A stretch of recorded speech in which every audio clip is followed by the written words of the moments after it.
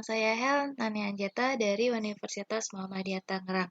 Nah, untuk melanjutkan pembahasan kita sebelumnya tentang uji asumsi klasik pada analisis regresi data panel di program eViews, maka di pembahasan kita sekarang kita akan membahas tentang uji kelayakan model atau uji F, koefisien determinasi, dan uji T pada analisis regresi data panel.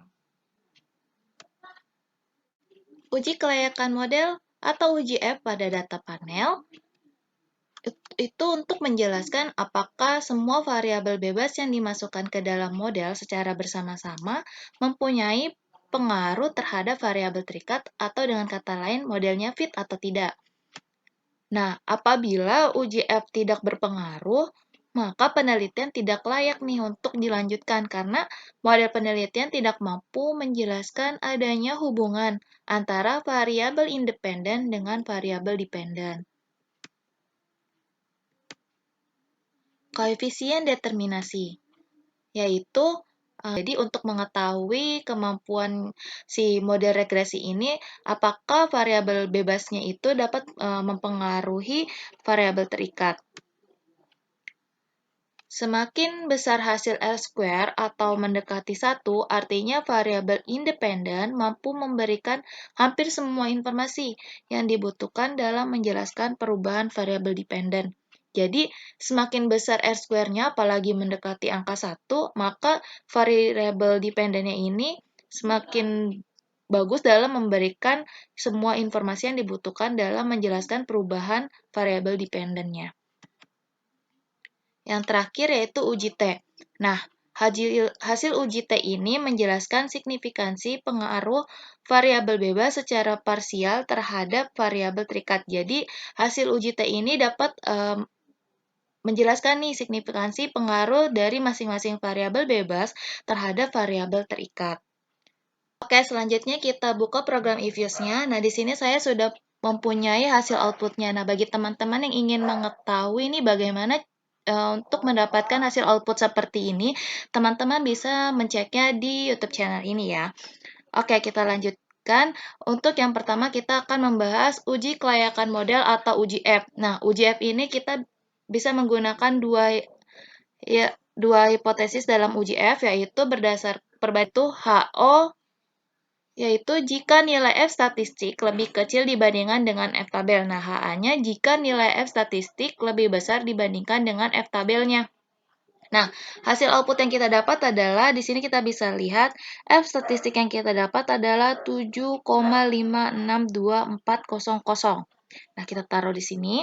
Nah, untuk nilai F tabelnya itu saya dapat 2,46. Dari mana nih saya dapat 2,46? Nah, di sini saya sudah punya tabelnya. Tabel untuk F tabel dengan probabilitas 0,05 atau delta 5%. Kita lihat lagi. Nah, DF1 K kurang 1 sama dengan 5. K di sini adalah variabel yang akan kita teliti. Nah, variabel yang akan kita teliti kan ada 6, termasuk dengan variabel Y-nya.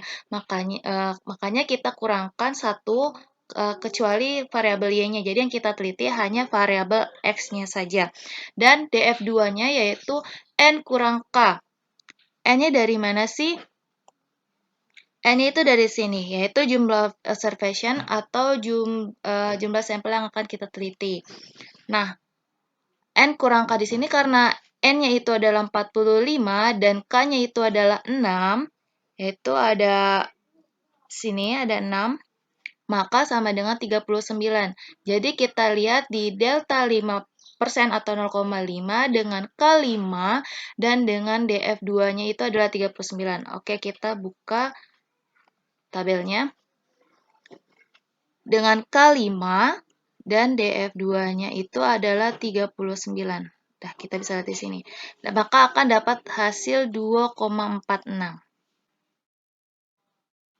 Kita kembali ke eViews, kita lihat catatan. Kita lanjut dulu berdasarkan probabilitasnya.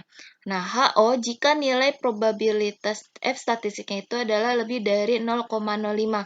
Nah, HA jika nilai probabilitas F statistiknya itu kurang dari delta 0,05. Nah, hasil output di sini adalah nilai probabilitas F statistik di sini 0,000048 ini lebih kecil dibandingkan 0,05. Berarti kesimpulan yang didapat bahwa HA diterima baik untuk berdasarkan perbandingan F statistik dengan F tabel ataupun berdasarkan probabilitas. Dengan demikian, dapat disimpulkan bahwa variabel-variabel independen dalam penelitian ini terdiri dari size, ROA, DAR, NPF, dan sukuk ini secara bersama-sama memiliki pengaruh terhadap ISR. Oke, sekarang kita lanjut ke koefisien determinasi. Di sini ada beberapa syarat, yaitu yang pertama, nilai R² harus berkisar 0 sampai 1. Yang kedua, jika nilai R² sama dengan 1, berarti naik atau turunnya variabel terikat atau Y 100% dipengaruhi oleh variabel bebas atau X. Yang ketiga yaitu, jika nilai R² sama dengan 0, berarti tidak ada hubungan sama sekali antara variabel independen terhadap variabel dependen. Di sini saya kurang tambahkan variabel dependennya ya. Oke, kita lihat hasil outputnya. Nilai adjust R²-nya itu adalah 0,492267. Nah, dilihat dari mana di sini? Kita bisa lihat di sini. 0,492267. Nah, untuk kesimpulannya berarti bahwa variasi perubahan naik turunnya ISR dapat dijelaskan oleh size, ROA, DAR, NPF, dan sukuk sebesar 49,2%. Dari mana sih 4,92% di sini? Sini kan nilai desimalnya kita jadikan ke persentase, jadinya 49,2%. Sementara sisanya yaitu sebesar 50,8% itu didapat dari 100% dikurang 49,2%. Nah, kita lanjutkan. Dijelaskan oleh variabel-variabel lain yang tidak diteliti dalam penelitian ini. Selanjutnya kita akan membahas tentang uji T. Nah, sama seperti uji F, di sini kita bisa menggunakan dua, yaitu berdasarkan perbandingan T statistik dengan T tabel atau berdasarkan probabilitasnya. Nah, kita baca dulu hipotesisnya. HO jika nilai T statistik lebih kecil dibandingkan dengan T tabel. Nah, HA-nya jika nilai T statistik lebih besar dibandingkan dengan T tabel. Nah, jika berdasarkan probabilitasnya itu, HO jika nilai probabilitas lebih besar dibandingkan 0,05. Nah, HA-nya jika nilai probabilitas lebih kecil dibandingkan dengan delta 0,05. Nah, hasil outputnya yaitu T tabelnya itu adalah 2,02269. Nah, ini didapat dari mana sih? Yaitu didapat dari seperti tadi kita buka di sini saya punya tabel T-nya. Nah, kita lihat lagi ketentuannya. T tabel dengan tingkat delta 5%. Di sini saya sudah dapat delta 5%. Kita lihat sini, ini delta 5%. Lalu dengan DF N kurang K sama dengan 39, yaitu jumlah sampel yang kita teliti 45 dikurang dengan variabel yang kita teliti, yaitu ada 6, termasuk dengan variabel Y-nya atau variabel dependennya, yaitu 39. Jadi kita lihat 5% dengan 39 ya, didapat 22,2269 di sini ya. Oke, kita kembali ke eViews. Karena kita sudah dapat hasil dari T tabelnya, kita akan melihat satu persatu variabelnya ya, variabel X-nya ya. Dimulai dengan size. Nah, untuk T statistik size itu didapat 5,342578. Dapat dari mana? Kita bisa lihat ya dari sini. Untuk T statistik size-nya lebih besar dibandingkan dengan T tabel 2,02269. Nah, kita bisa lihat di sini saya sudah buka catatannya. Nah, hasil tadi kan output T-tabelnya itu kita dapat adalah 2,2269. Nah, untuk nilai probability-nya itu 0,000. Lebih kecil dibandingkan 0,05. Nah, ini didapat dari mana? Kita bisa lihat di sini. Untuk size-nya 0,00000. Nah, berarti kesimpulan yang didapat, variabel ukuran perusahaan atau size dalam penelitian ini memiliki pengaruh nih terhadap pengungkapan Islamic Social Reporting ISR.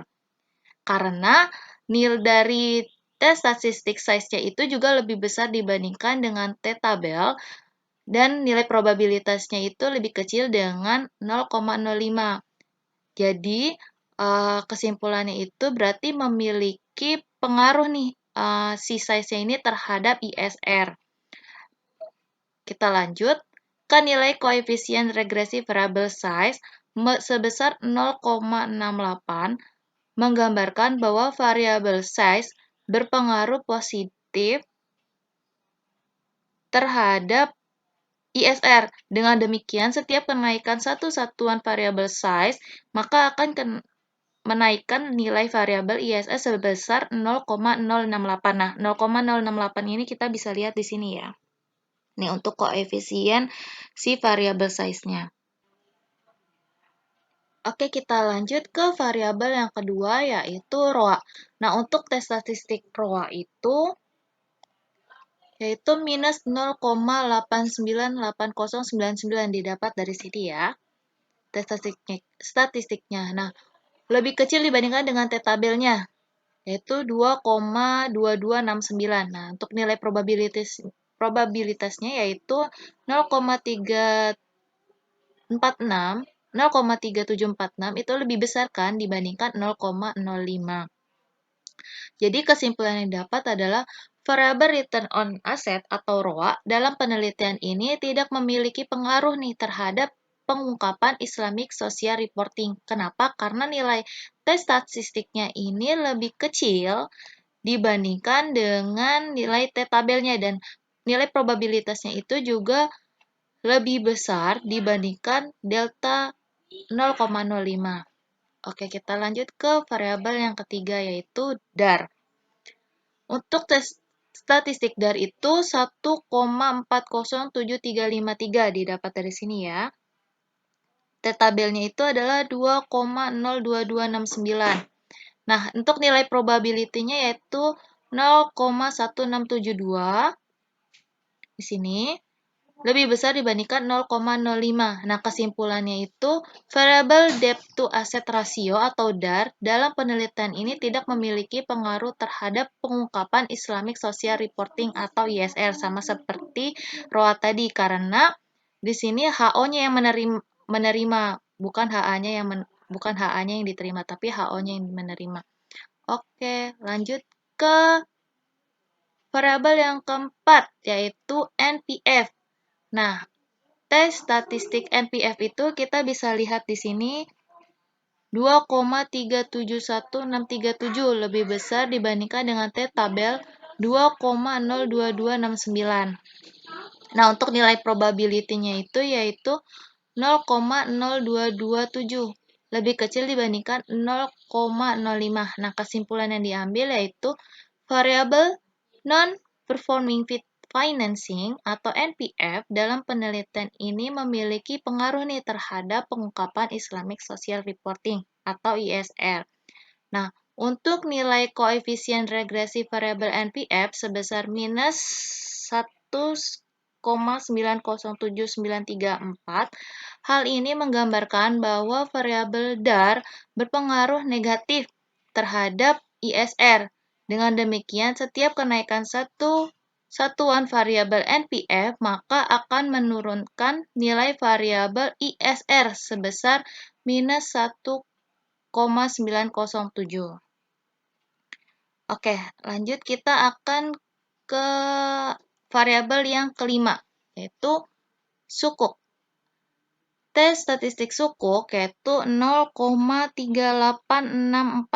Nah, bisa kita lihat di sini itu lebih kecil nih dibandingkan dengan T-tabel yang sudah kita cari tadi yaitu 2,02269. Nah, nilai probability-nya itu juga lebih besar dibandingkan dengan 0,05 dengan nilai probability 0,7013. Nah, kesimpulannya berarti variabel penerbitan sukuk dalam penelitian ini tidak memiliki pengaruh nih terhadap pengungkapan Islamic Social Reporting atau ISR. Karena di sini nilai statistiknya itu lebih kecil dibandingkan T-tabel dan nilai probabilitasnya itu lebih besar dibandingkan dengan delta 0,05. Nah, itulah bagaimana cara uji kelayakan model atau uji F, koefisien determinasi, dan uji T dalam analisis regresi data panel. Nah, semoga apa yang saya sampaikan itu bermanfaat bagi teman-teman semuanya. Terima kasih atas perhatiannya. Sampai berjumpa lagi. Wassalamualaikum warahmatullahi wabarakatuh.